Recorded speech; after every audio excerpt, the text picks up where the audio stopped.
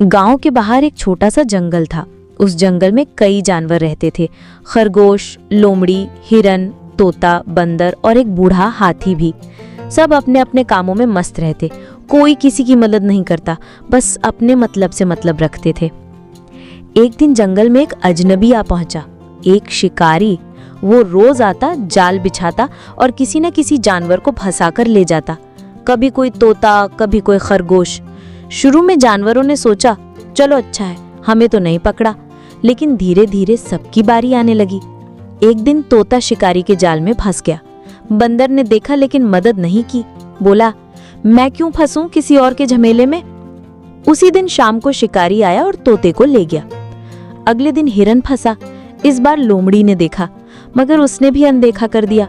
फिर वही हुआ, शिकारी आया और हिरन को भी ले गया।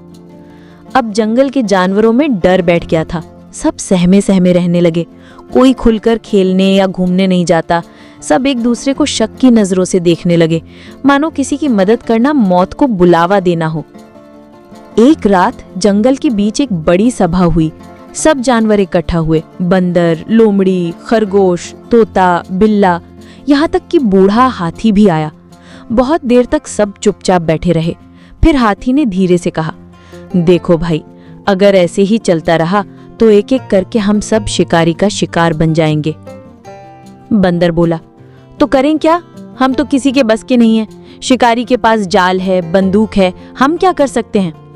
हाथी ने मुस्कुराते हुए कहा, संगठन, एकता, यही हमारी असली ताकत है। सबने उसकी तरफ देखा।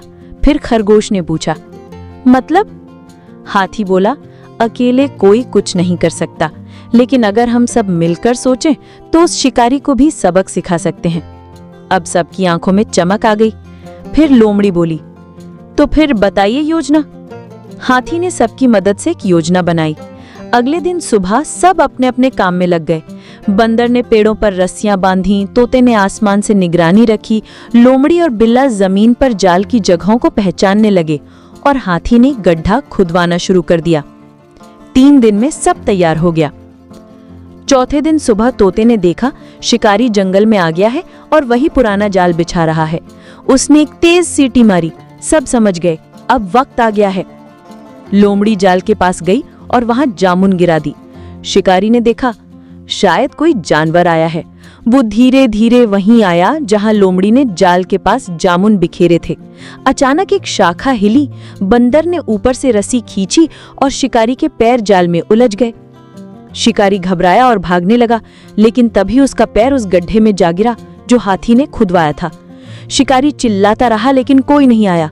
फिर सब जानवर वहां इकट्ठा हुए और बोले, अब तुझे समझ आया, जंगल में हम अकेले नहीं, एक हैं। शिकारी डर गया, हाथ जोड़कर बोला, मुझे माफ कर दो, मैं अब कभी जंगल नहीं आऊंगा।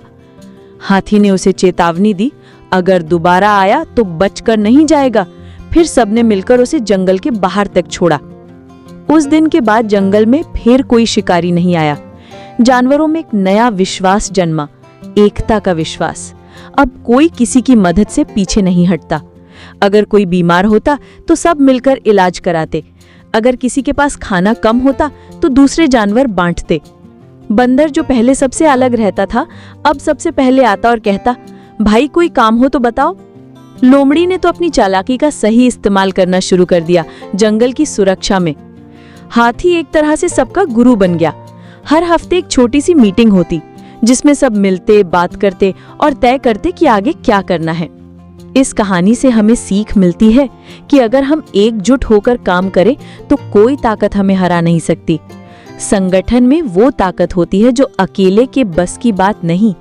यही बात जानवरों ने समझी और अपने जंगल को सुरक्षित रखा। इसी तरह की मोटिवेशनल वीडियोस को देखने के लिए हमारे चैनल को सब्सक्राइब करें, हमारे वीडियोस को लाइक करें और बेल आइकन को दबा दें ताकि हमारे नए वीडियोस की नोटिफिकेशन आपको जल्द से जल्द मिल सके।